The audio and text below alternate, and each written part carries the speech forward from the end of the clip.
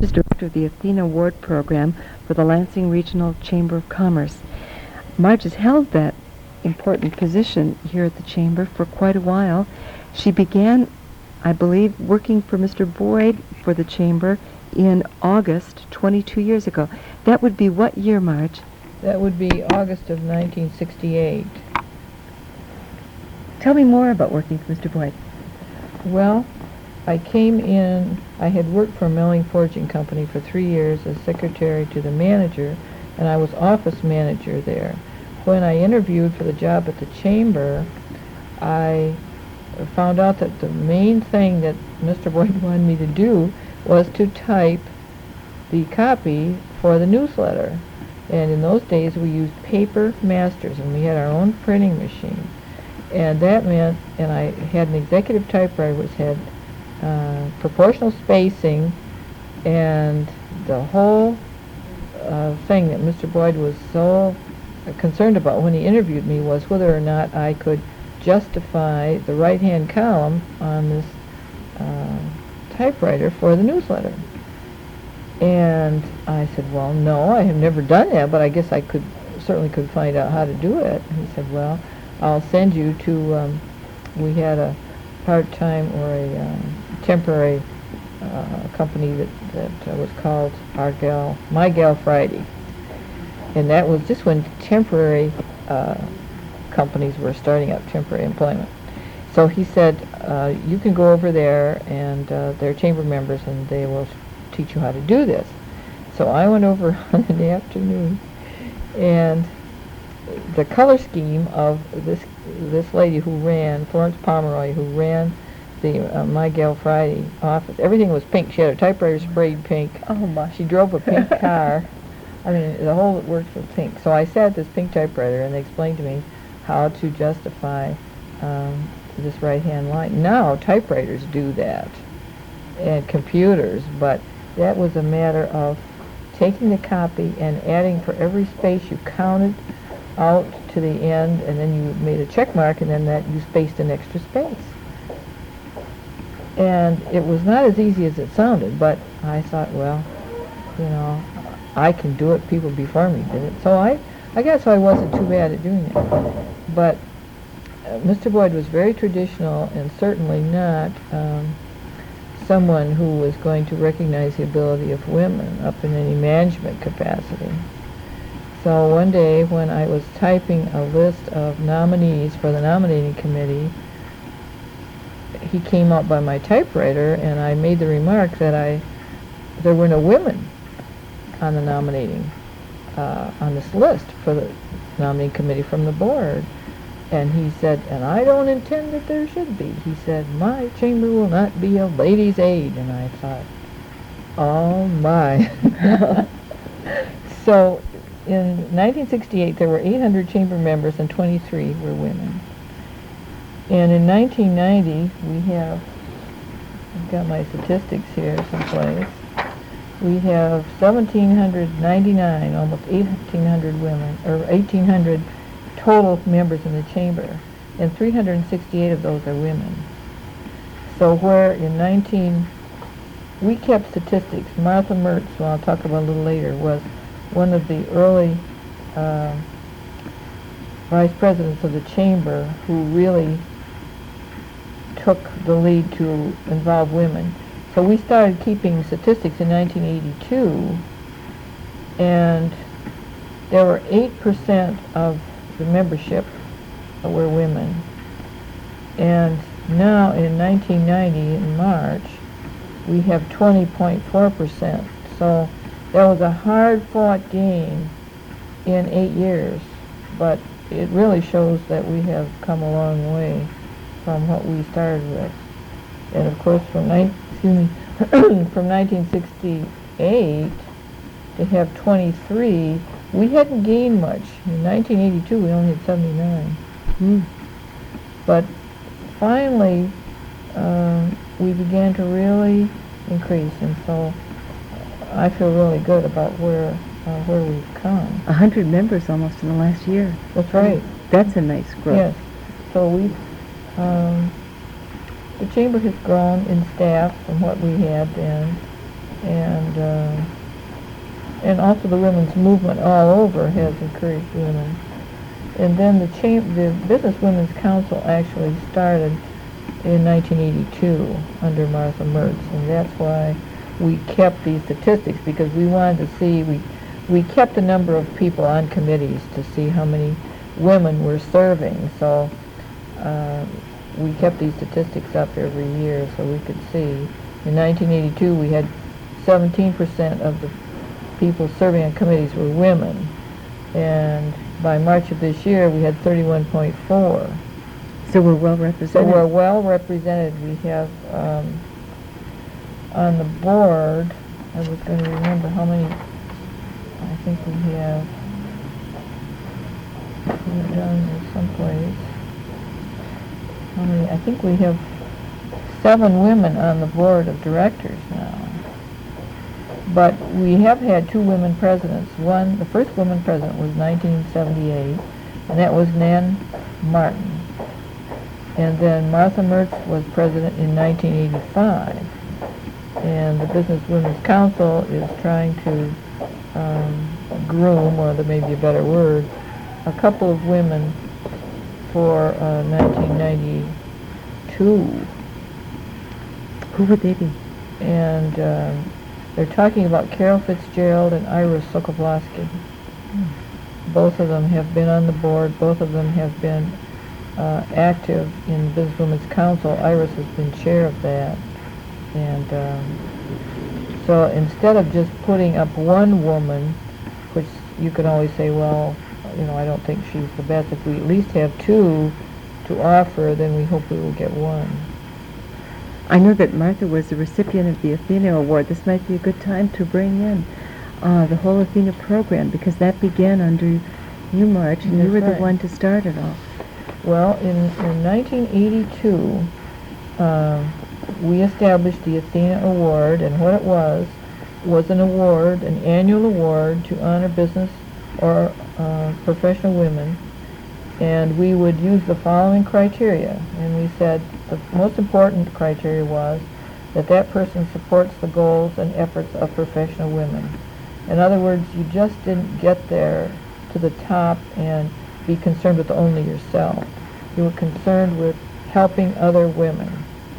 Then another criteria was that that you would have very high business accomplishments and that you would have a good record of community service.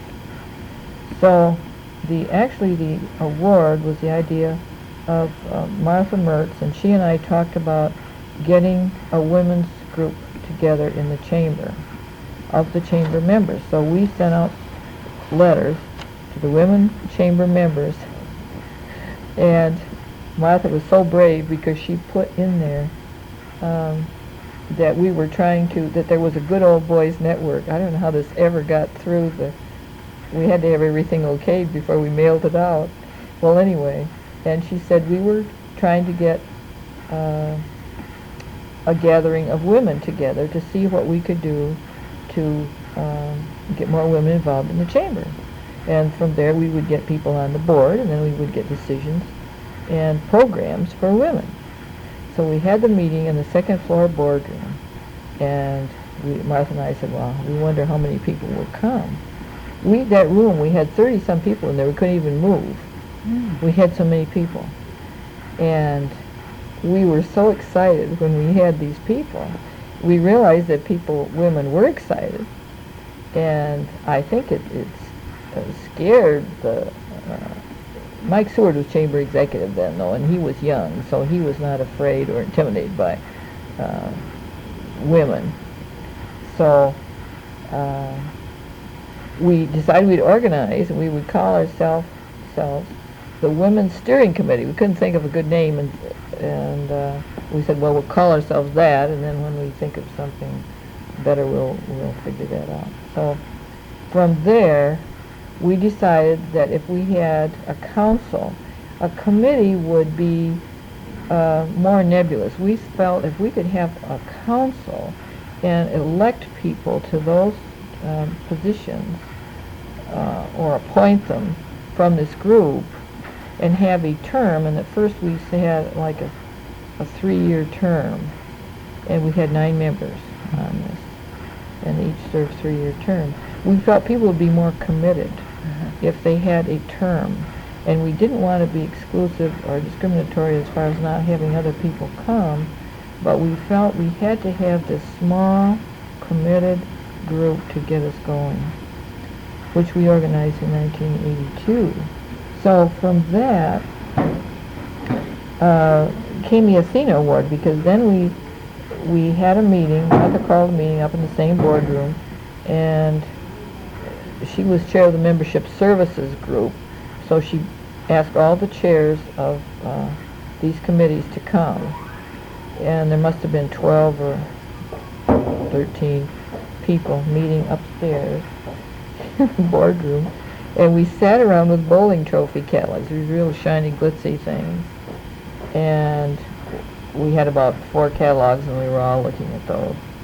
Finally, somebody said, this is not the kind of an award that I envision the Chamber to give to a successful business or professional woman. I think it ought to be something designed especially for this kind of an award. So then someone suggested that Martha should go out to MSU, to their to Kresge Arts Center, talk to the head of the Arts Center, and see if they would. We didn't have any money, so we thought maybe we could get a student to design an award. Martha went out. She did talk to the head of the art school at MSU. He assigned her, asked her to meet with Linda Ackley, who was a grad student out there. Linda Ackley was a one-parent family. She had a young son, and she was getting herself through school. She and Martha just hit it off right away. Martha talked to her about what we thought the award would be for, all the criteria that I mentioned, and Linda came up with a sculpture, a design that she thought embodied these criteria. And what it is a figure in bronze with outstretched arms, holding them high, and the award would also then have a faceted crystal attached to one of the arms, and that would signify the many faceted personality of a woman, and also the light that shines through her to help other women along as they're coming along in their work or profession. So Linda designed the sculpture in bronze with a wood base, and that then we had to get a name for it. So Linda and Martha spent quite a lot of time researching what would be a good name for this award, and they came up with the Athena Award. Athena was a Greek goddess. She was a daughter of Zeus, supposed to be a very wise and valiant daughter, and had all the attributes that we were thinking of for the Athena Award. So I did everything I could to help them from the chamber side, and it was kind of almost subversive because we really had no idea where this was going, but we felt we needed to do this, and I spent a lot of time. I took a lot of stuff home, and I would meet Martha, and I'd never charge it off to my expense account because I didn't want to make it look like I was spending too much time on this award. So we finally put the nomination form, we designed the nomination form, and we got the selection committee, and the selection committee then, Martha said, well, we might as well have the same people on that made up the committee to start the award in the first place, so which is what we did. And the first person who was selected was Dr. Mary Lee Davis of MSU. And we selected her, I think, in the first part of December of 1982, the award was to be given the first time at the 1983 annual dinner, which came in either January or February. And the award was given for the previous year. So Mary Lee's award says for 1982. Between the time that we selected her, and it was all very secret, we didn't tell anyone who was nominated, or when we made the decision, that was to be kept confidential until the very night of the very dinner, and the speech would be given. And Mary Lee was driving with a friend on the way home from a meeting. She was hit by a drunken driver, and she nearly died. And she was in the hospital for weeks. And actually, the award was given in absentia. Martha and I think Jack Breslin, who's now deceased, took the award to the hospital, presented it to Mary Lee in the hospital. I didn't realize that. And so Mary Lee was the first recipient, and it was for the year 1982. That would pull you through. Yes, well, I'm sure it was. It was really an exciting time when we all thought Mary Lee was just the real spirit of the Athena was embodied in her, and then to have her not be able to accept it in front of all the annual dinner, 1,000 people to cheer and all of this. But anyway, that was kind of the beginning. So we started out in doing our award. That was our own award. But we did that for 3 years. In 1985, there were always representatives from Oldsmobile, usually on the board of directors. And I don't really know which person was on there at that time. I didn't check back, but Mike Hoffman, I think maybe from First of America, it was American Bank and Trust, somewhere in there it changed, but was on the board, and he said to Martha, I don't know why we couldn't underwrite that program and make it national. And he said, Oldsmobile has dealers all across the country. We've got an Oldsmobile rep on the board. Let's try that.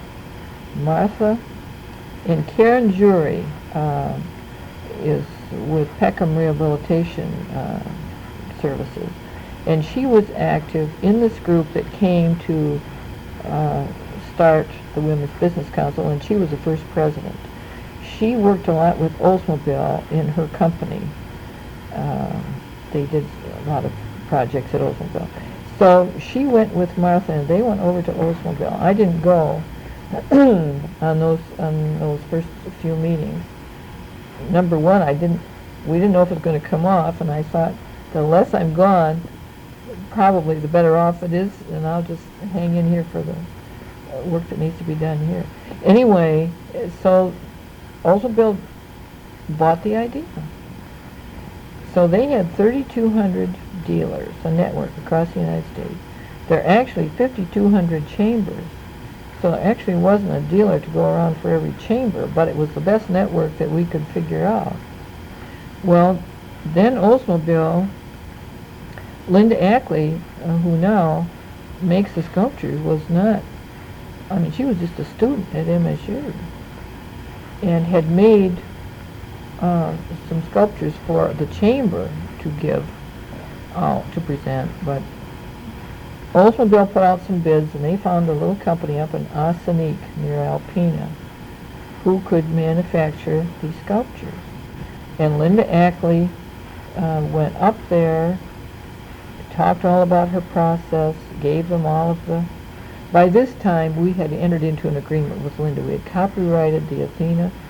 It has the copyright number. And we had entered into a contract with her to pay her a royalty for every sculpture, and also for an amount to buy the rights to the Athena. So she went up and gave them all this information, and I think that this company, the man's name who owned it was Winton Leam, L-E-A-M, I think, and they made at least 100 sculptures. And with Oldsmobile's backing, I mean, we had so many orders. Linda was just swamped with helping or trying to help this man, because here they were trying to do a kind of mass production like they'd done other things.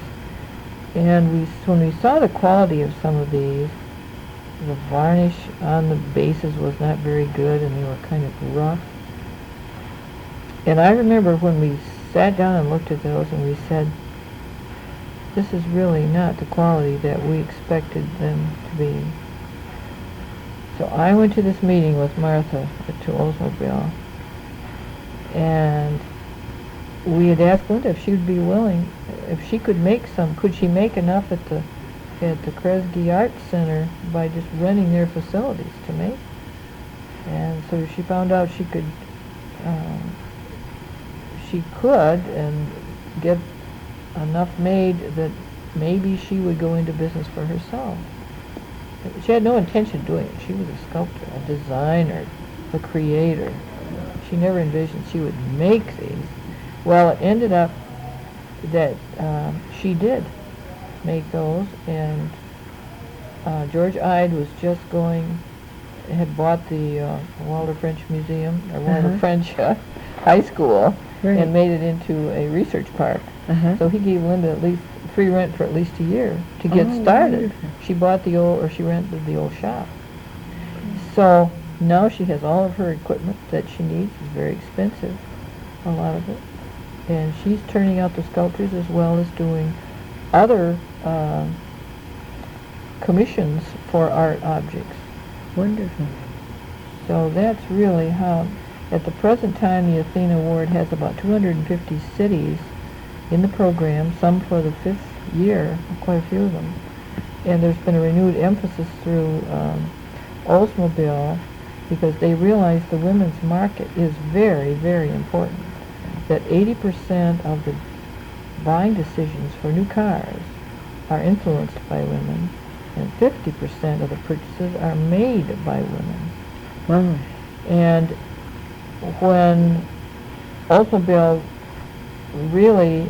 when they started out, they were aware of the women's market, but now they've, in the last year, they've given us a new commitment, and they have assigned a new coordinator who is very good and very energetic, and really, we feel that our sales will really be probably almost double this year. Wonderful. Who's this?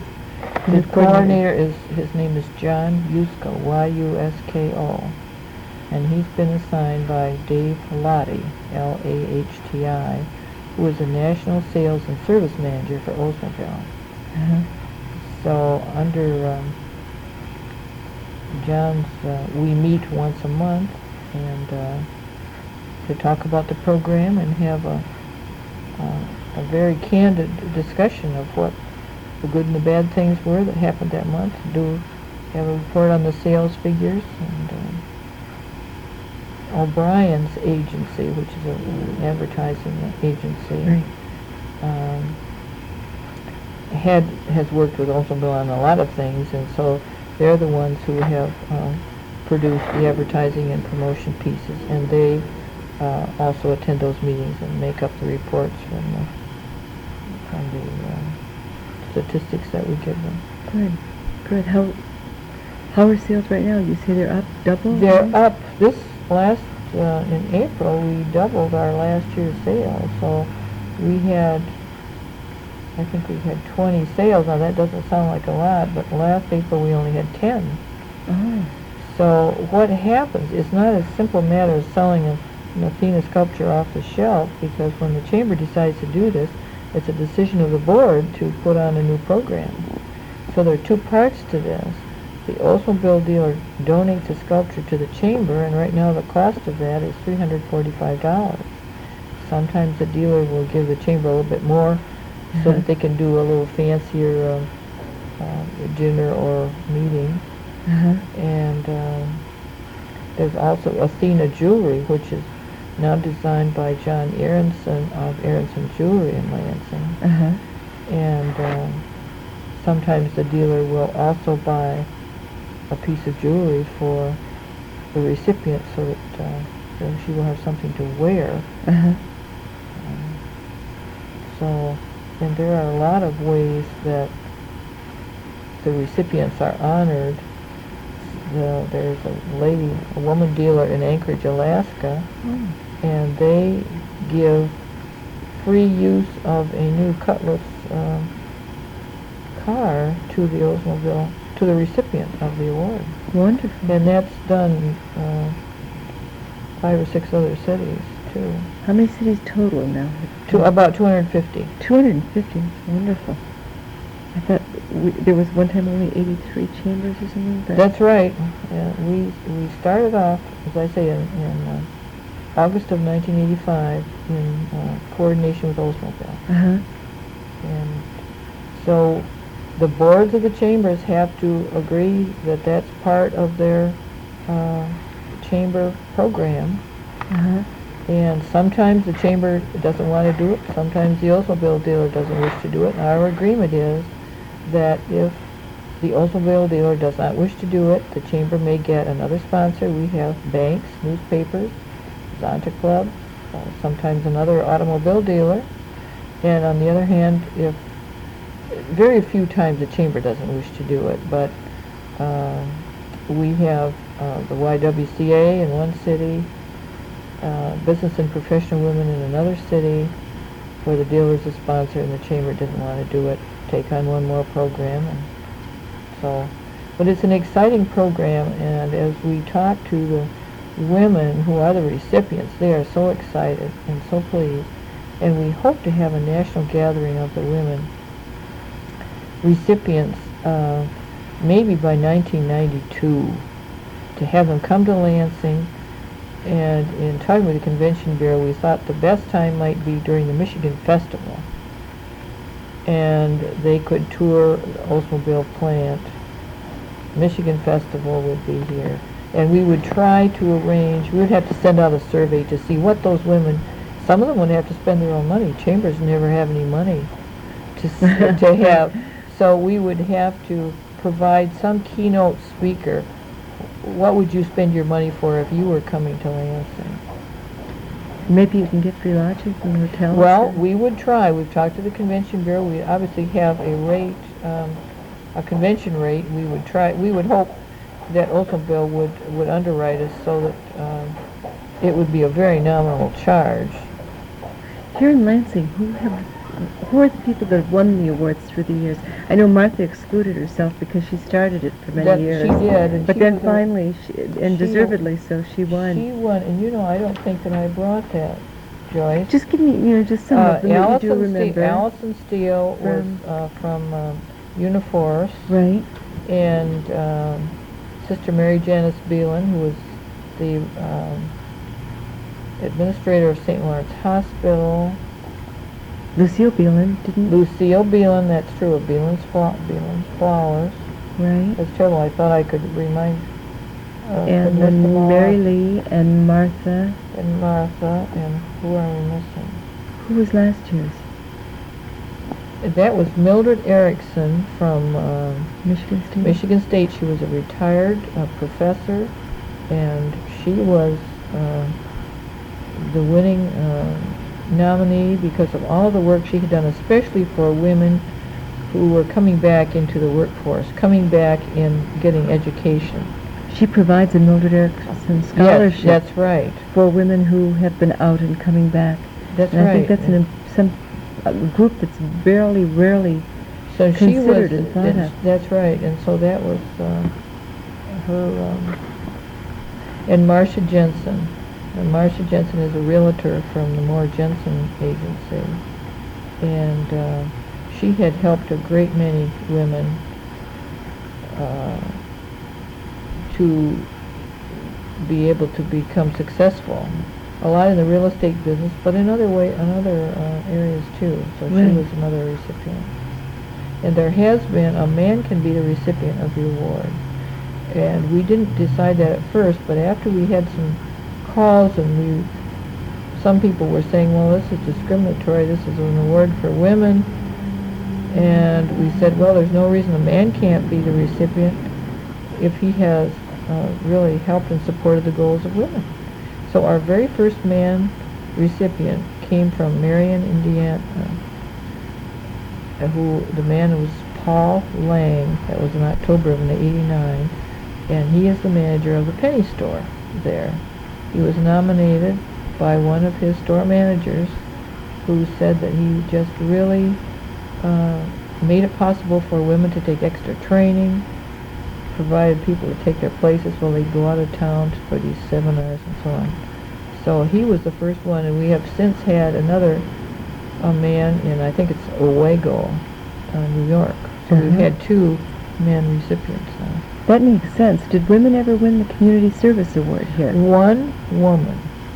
Since 1948, the Community Service Award has been presented by the Chamber of Commerce, and Lucille Beelan won that award. She is the only woman who has ever won it, and she also won the Athena Awards, so she has the distinction of winning two of the Chamber's awards. I think she deserves it, Lucille. Absolutely. She's a very big... Dynamite lady. You're right. Dynamite lady.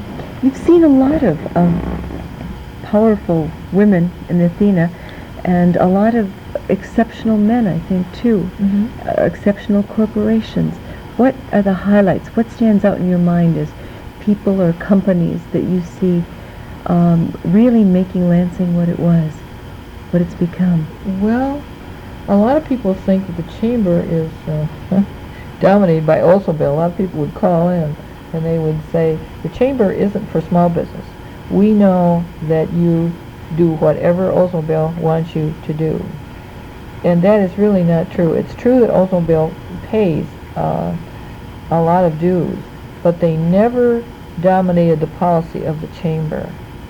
And I look back at some of the smaller companies where some of the presidents of the Chamber came from. And Jim Anderton, for example, came from Summit Steel, and he was a president. And that was a small hometown company. Third generation. That's right. At least third, 100 years old, right? So, and we have a lot of small companies, and I look at Wayne Williams, who has Williams Auto World, is that what it's called now? Young, but very... And that was a couple of brothers who started out and now has a great network of dealerships. And that was a small company, and Wayne was president. And another great Lansing company, I think, was the Warwick Corporation. Ken Potengi, who is the CEO, was not a chamber president, but he served 2 terms since I've been here on the board of directors, and was a great supporter of community events. In fact, he was last year's recipient of the Community Service Award. Excellent. And for all of his work that he has done in the community. And I know when the chamber was in the early 80s, there was a kind of a mild recession, and I remember the dues were not coming in, and a group of the chamber board people went to Ken, and he gave us just an outright contribution to the chamber to help us out. And he's very low-key, and nobody probably ever really knew that, but there's some small good companies like that that really are really community oriented. And I think hospitals, we expect them to be do that kind of thing, but I think nobody really realizes all of the things that they do in the community. Like what, Marge? That Sparrow, for example? Or? Well, I think, for example, Carl Newman from Sparrow, who's retiring, was on the board of the chamber, but they've been very forward-thinking, and now they have a center for child care for the Sparrow employees. Now, there are not very many places that do that, and that child care is a big national concern right now. And I just think through a lot of their drug programs and health and fitness has become a big thing that hospitals are marketing now, that we didn't used to think about. The companies left you on your own, and they really didn't provide exercise or fitness programs for employees. What feature of the community do you find is most rewarding? What about Lansing do you like best? Well, I think the three big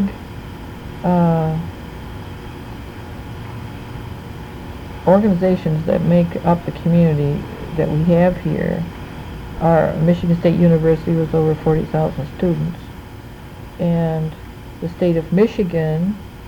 I think you're a peculiar city when you're in the state capital, a peculiar chamber. I shouldn't say city, but you have different assets to draw on when you have the state government right in your backyard. So we have the state government, we have MSU, and then we have the Oldsmobile operation, and now it's the Buick Oldsmobile Cadillac. So we have three components for our community to draw on. And it does give us a diversified economy. Yes. Which is good. If you could change anything about Lansing to make it better, what would you like to see changed? What new would you like to see added, perhaps? Well, I know there's been a great, when the Lansing Mall and the Meridian Mall came in, I had worked with the downtown merchants over the years, and I saw how concerned they were and how worried they were. They couldn't offer the hours, being open at the hours. The parking was a problem, and I guess the thing that I see that has happened, the good things are bringing the state employees back downtown from the secondary complex to provide business for downtown, at least between 8 and 5, the noontime hours. And once people get familiar with the shops and the specialized service they can get, I think it's going to make a great deal of difference. Obviously, the restaurants are going to increase, their business will increase. The state workers have made a lot of big, beautiful new buildings being developed. The Phoenix Center and absolutely, and what's the black glass one that's going in? And that's right, where the building. City Club is, right, going to be, and I can't think of the name of that. And the embassies? No, that's not embassies. No, but there is a great interest in the construction downtown. Finally, there was probably 10 years in there when it looked like everything was going to be boarded up, and we weren't going to make it.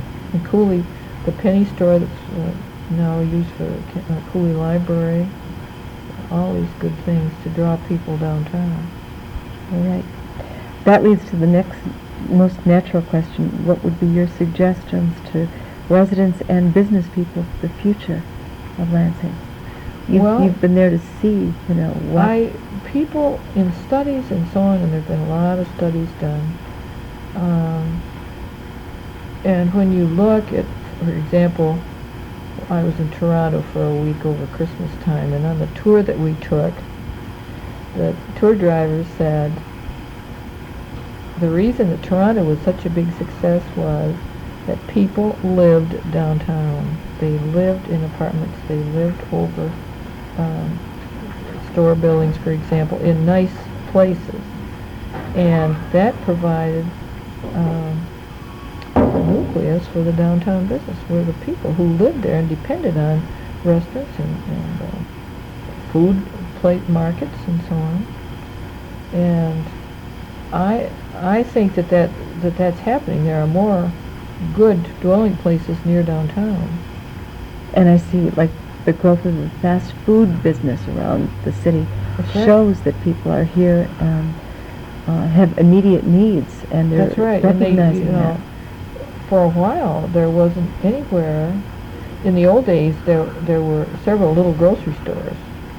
There was the Home Dairy Market, which was one of the very best. That's where the law offices of Foster, Swift, Collins, and Coy. That was the Home Dairy, and there was a restaurant upstairs on the second floor. They had meeting rooms in the basement. On the first floor, was the grocery and wonderful meats and produce. Mhm. So now I think we're coming back to that, well, that kind of thing, so utilizing the city market. Right, right. And making that very attractive in the Riverwalk now, with the river cleaned up. And Riverwalk Theater. Yes, Riverwalk Theater and Riverfest, which is an annual event now. So I think we're utilizing Raleigh Stebbins, who was a realtor and died maybe 2 or 3 years ago, was a big advocate of the Riverwalk, and we probably would not have. I mean, he got to be almost obnoxious about this. He said, we have a beautiful river going through our city, and we are not taking advantage of what that could offer us as far as tourist attraction or enjoyment for those of us who live here. So he just kept hammering away about the Riverwalk. And we now have it, and it's wonderful. It's named the Raleigh Stebbins Riverwalk, isn't it? I think so, Uh-huh. and it should be, because he was very instrumental in keeping us aware of how beautiful the river really is. That picture in the book, in the history book, makes it look like Paris. Every time I look at it. Now and the Brinky Fish Ladder, Right? which was Bill Brinky, who was on the council. You're one of the few people that knows all these people, or remembers these people, Mhm. that all these things were named after. Mhm. Well, I think those people who really had a vision and there were a lot of odds against which they fought to try and get these things. I remember the presentation that I went as a chamber representative to the Convention Bureau board meeting down in the Eagles Cafe. For some reason, whoever was chamber director couldn't go and said, Marge, you go. Bill Brinky gave his proposal. It was a little slideshow about the fish ladder and how many he felt that visitors would be attracted to Lansing. And it really happens. I think one of the things we need to have, that I see, is sightseeing tours for people who come to town. Now there are two, I think, if that still going, there were two women who had arranged a sightseeing tour, but they worked at other jobs. It wasn't lucrative enough, profitable enough for them to do it all the time. But you know, when you go to a city, I like to take a Gray Line tour first, and then I'll see what there is, and then I'll maybe go back myself to some Exactly what I do. Right. See, and we don't really have a bona fide tour of Lansing. I think that's missing. This young man that's got a carriage. The carriage rides down at the Radisson. Right. It's the first step. I mean, you can most big cities have something. Chicago, obviously New York, but I mean a lot of cities our size have those. Right. But I think that we really need to have number one, a good video or a good film about Lansing.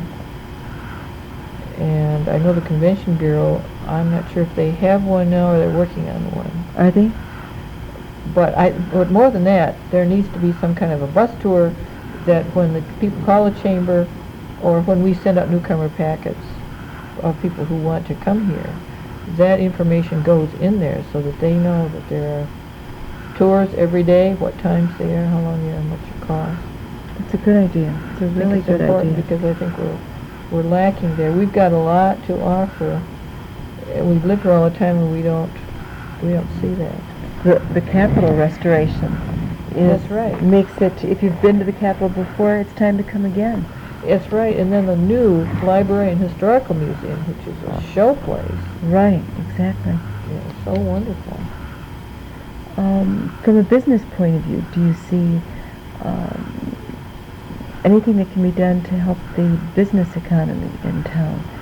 You're in a position to listen to the problems of the businessmen, and they say manufacturing has gone down.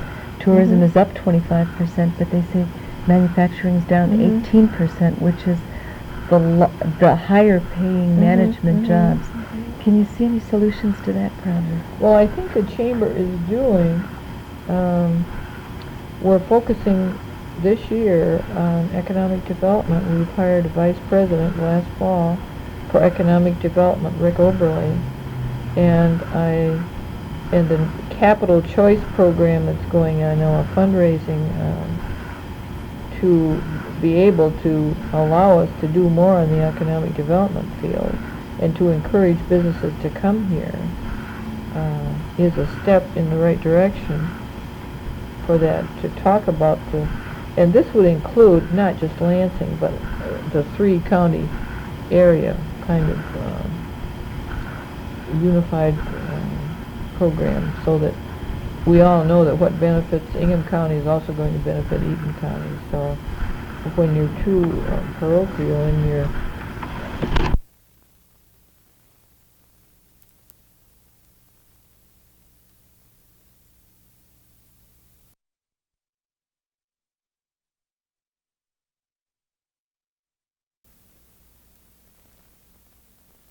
if you're too parochial, then this whole economic development program is not going to work, but you have to be willing to try to draw businesses to this area, and it will help everybody. When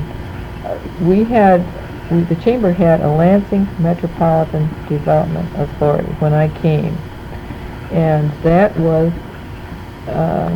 funded by the Chamber, and then it was also supported by each unit of government. Ingham County put in some money, City of Lansing, the Chamber put in money, sort of seed money to get them going. We had a director called Ray Steeb, S-T-E-E-B. He was the director of the Lansing Metropolitan Development Authority, and the whole idea was exactly what the Chamber is doing right now, to meet together, to have a presentation folder, a talk that they would give, and go out and visit companies who were thinking of coming to Lansing, or try to entice them to come here. And so the development program that we're doing now at the Chamber is much more sophisticated, because we've got better technology and so on. We can computerize things now, and it's simpler to find out about companies and for us to send out information, and we can send out better and faster because of technology. But the idea is still the same, to be a unified group to get people to come to this area. So hopefully that will increase business to come to Lansing. Interesting you mentioned that how the Chamber has changed through the years. Can you go back and trace the development of the Chamber for us? You're probably more familiar with that than anyone. Well, when I came to the Chamber, we had a bookkeeper whose name was Corrine Troop. We had an office manager whose name was Carl Mertz, who was here 47 years. He retired in 1975. And I feel really badly that we were not able. He has Alzheimer's disease, which means that we can't get any history of the Chamber, which was so valuable. And he would tell me little funny incidences and so on, but I never really wrote them down because I thought there's always Carl. Well, now there isn't, and I feel so glad that his photograph is included with the Chamber managers, because he was acting director.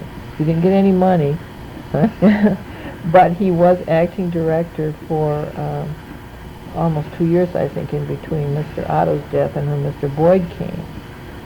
So Carl was everything to everybody. He ran the printing press, he managed the office, and we had Chamber cruises, which were 150, 200 men. These were all men who went, and actually there was a cruise on the SS South American. But Carl took care of that, which is a money-making thing for the Chamber. And he also was very big on better business type of thing.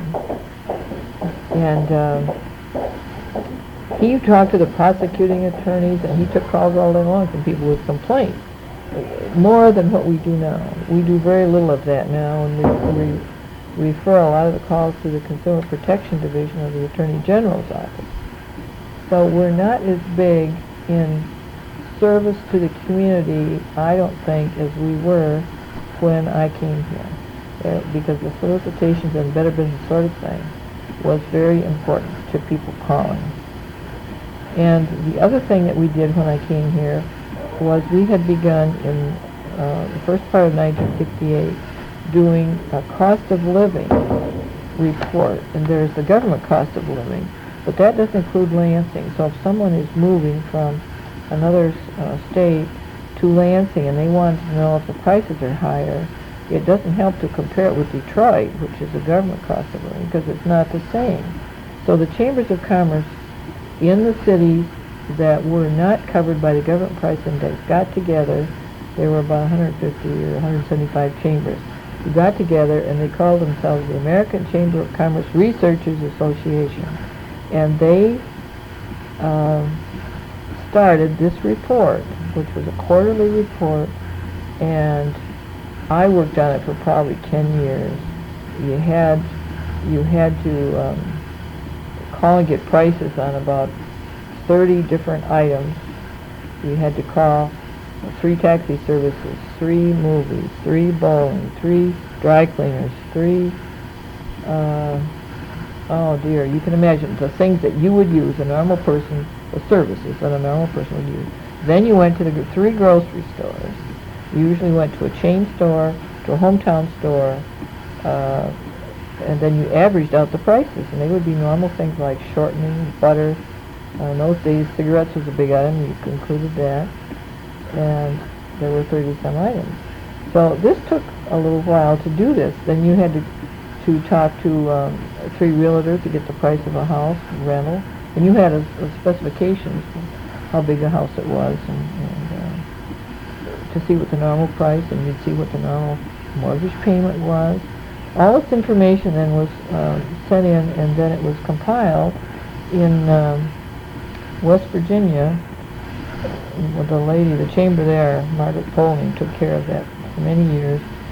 And then we got the reports back, and we would have, then you could, all the cities that participated, and you could look and see how Lansing compared with Paducah, Kentucky, as far as prices. And you could have the composite index, which would say that we might, that Lansing was pretty reasonable, but Kentucky was always lower.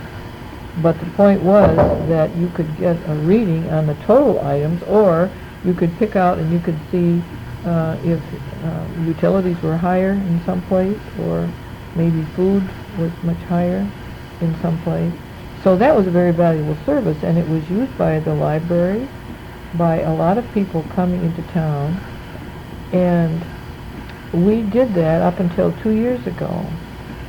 And we had a new manager of the chamber who didn't think that that was as important, and we did a lot of prioritizing the job.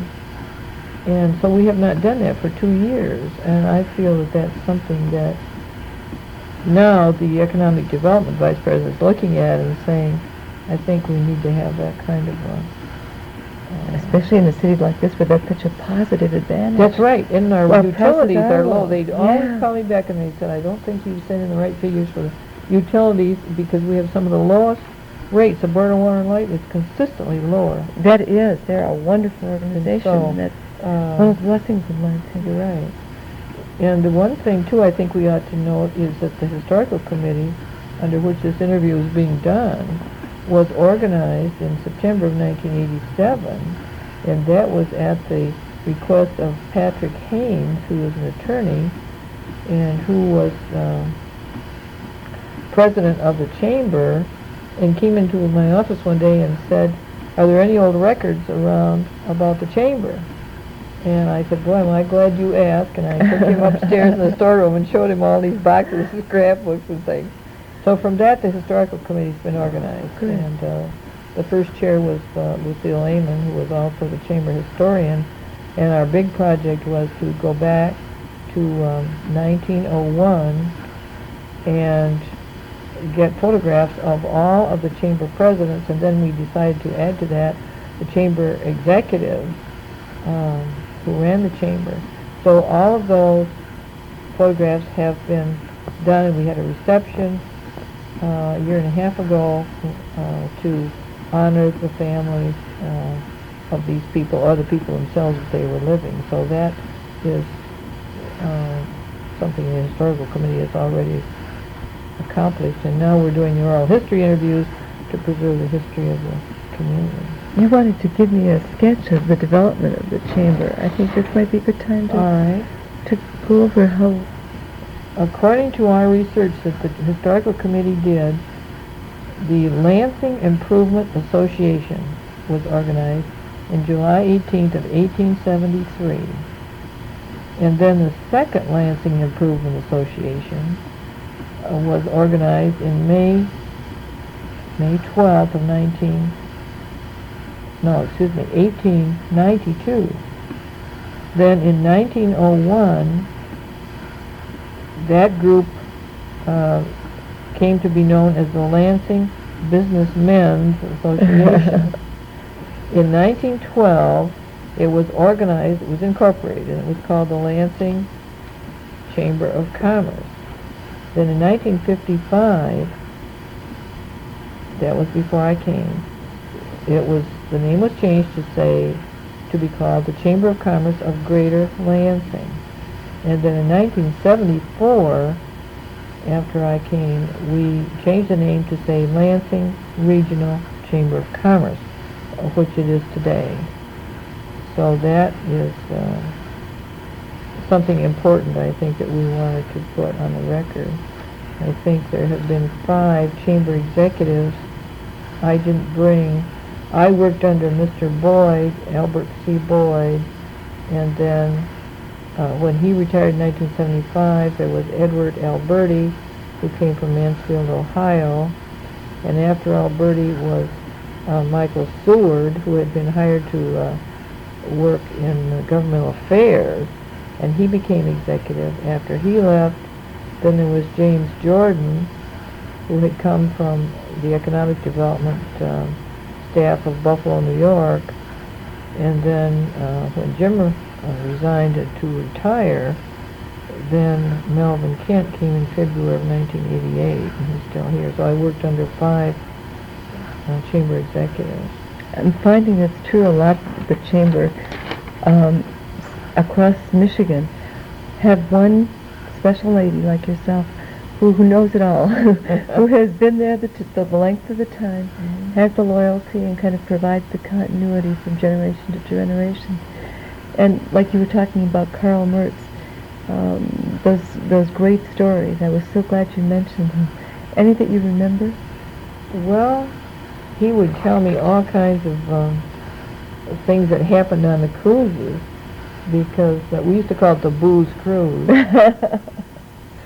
But everybody went and had a good time, and there was a lot of money made for the chamber because obviously we put in a profit factor for the chamber. So that I think one time I figured out that and I forgot how many years this took, but the chamber made $55,000 from cruise profits. Now, wow. I don't know that was even the total amount, but I took some years and I went back to figure the profit. So really there was a lot of profit made from the cruise. And since he was a man and allowed to go and you weren't, he could tell you what happened. That's right. That's right. Well, one funny story that he did tell me was that they were actually cruising on the SS South America, that went, I've forgotten exactly where. They cruised the Great Lakes anyway. And so 2 men who were going on the cruise decided they wouldn't go on the cruise, they would do something else. But they told their wives they were going on the cruise. Well, the SS South American got stuck on a sandbar someplace, and so the wives of these 2 men called the chamber to say, when is the boat due back? And they were told what time it was supposed to come. And these 2 men did not know that the cruise was stuck on a sandbar. So they came home at the time they were supposed to. The women had found out that the men weren't going to get home for another day or so, because The ship had gotten stuck on the sandbar. So Carl thought that was really, really funny. They would have the Dickens to pay. Yeah. But Mr. Boyd was such a great, he believed that he wanted the printing press to go on the ship, so that they had a ship's newsletter every day, and Carl was the one who wrote the news. I mean, it could be quite funny about what was going on, who won in poker, and Yes. and all of this. If only they had Xerox then. That's right. And Carl ran this printing press, which means he had to type up this master to put on the printing press and the ink and everything else. Can't you just imagine? He didn't like to go on the cruises. I said, Carl, I'm going to Acapulco and Jamaica and all those wonderful places.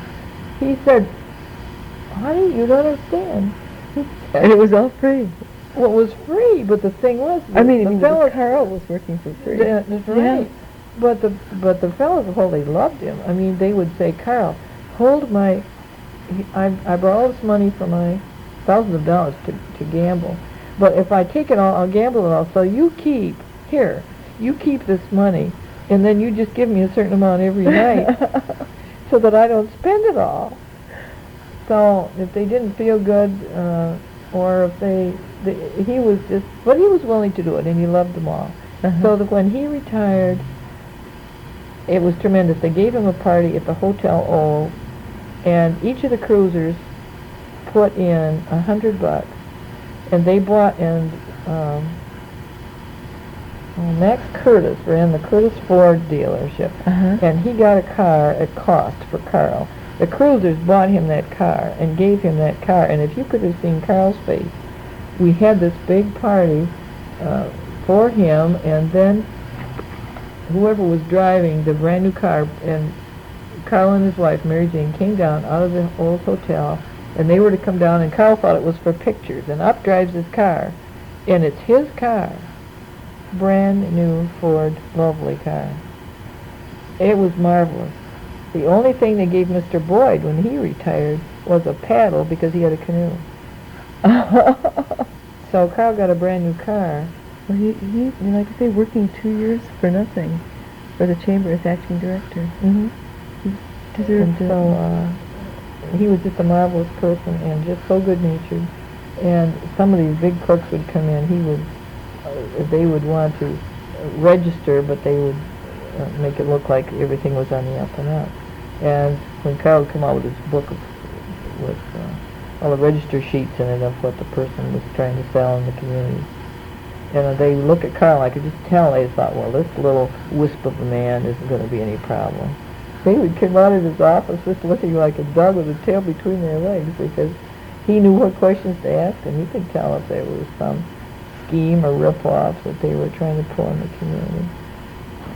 He was really a tremendous person, and I wish that we could have done these oral history things in time to get all his background, because it's truly lost. I think you've done it for him.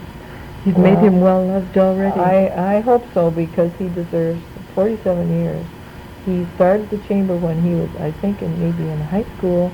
Then he went into the service. He was one of the top of the last age group. I can't remember where the induction was, like 18 ages through something. Well, he was at the top age bracket, but he 27 or something. So he was taken, and because of his secretarial skills, which were marvelous, he was secretary to one of the colonels. And all the fellows liked him because they all wanted okays for passes and everything else. And if you get Kyle to get the colonel to okay all these things. So he had pictures of him riding in the Jeep with the colonel. He was like an aide-de-camp, he was the secretary. So he did serve in the service during the Second World War. But he has a marvelous family of five kids and a marvelous wife, and I'm so pleased that his picture will go down now in history as at least interim executive. Is there anything else you think we should add to this? Things about maybe Mulliken, because you actually live in Mulliken. Well, And you're a librarian there? Yeah, well, I actually was born in Marlette, Michigan, and my mother had come from Lansing. That was her birthplace. When I came down to Lansing, when I got a job, my aunt was working at the auto owners insurance company, and she got me a job between my junior and senior year in the summer, and auto owners had 3 buildings then, and so I delivered. They had a kind of just a personal delivery errand girl. It's really what I was. And so I did that between my junior and my senior year. And then when I graduated from high school, they told me I could have a job. So I started in the file room. And I worked 2 or 3 years until I was married. And then after I was married, my husband was in service, so I came back and worked. So then, actually, we lived here in Lansing, and then in 1951 we moved. We were looking for a house, and the Hacker Real Estate Company showed us a photo of a house in Mulliken, a great big house, and it was only $7,600, I think it was, in the 1950s. And it's been a house built by a banker. Well, it looked just wonderful. And so we bought it. Well, then my husband worked in the post office and had to go to work every day. And we had to have a better car because in town here we could take the bus if something was wrong with the car.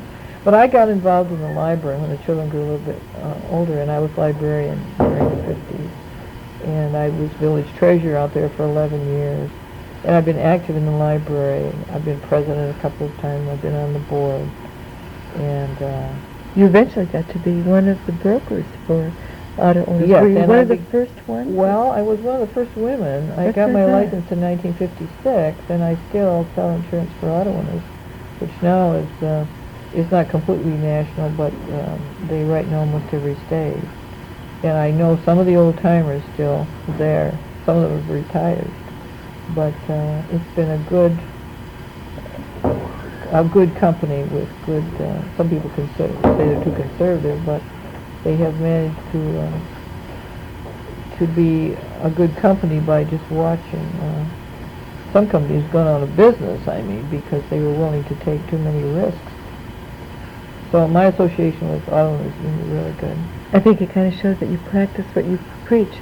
You've been here at the Chamber of Commerce, and then you learned those entrepreneurial skills, and you put them to work, and you made a success in your own business as well. Well, I think the Athena program, when they asked me to direct that completely in 1988, I was really excited about it because I felt that I had a handle on women's business, being one. Yes.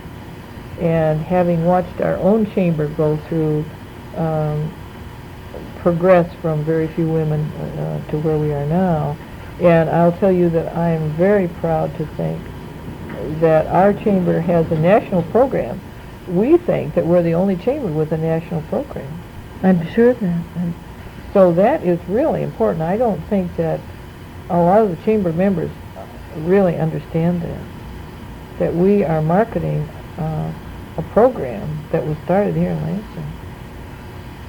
And it's grown to 250? About 250 cities. 250 cities. When some of them are doing the program for the 5th time. Actually, the 6th, we have 2 people who purchased the sculpture for their 6th year already. What cities are those? That is Jackson, Michigan, and Glasgow, Kentucky. Glasgow, Kentucky. It's small, about 35 or 40,000 people, and it's fun to talk to dealers in little cities and dealers in big towns. We have Anchorage, Alaska. In Alaska we have a woman dealer I spoke a lot that gives us the rental or gives the cars free. And she buys sculptures for 3 small chambers around her. Oh, that's wonderful. And then Hilo, Hawaii has done it 1 year and will do it again. So as far as Alaska and Hawaii. So we have the extremities. We have a lot. The good states are probably California, Pennsylvania. We have 20 cities in Michigan. We're really working hard on Michigan. That's our focus because it's our home state. and we'd really like to make that show up. Where do you need to see some growth? We need to see some growth in the West, Wyoming, Washington, Oregon. Those states are obviously the population is, you have a less density of population. So Illinois is good. The East Coast is coming along better. And you can tell though where the Oldsmobile people were, as they sold these dealers on it. You can tell where those Oldsmobile people were committed too.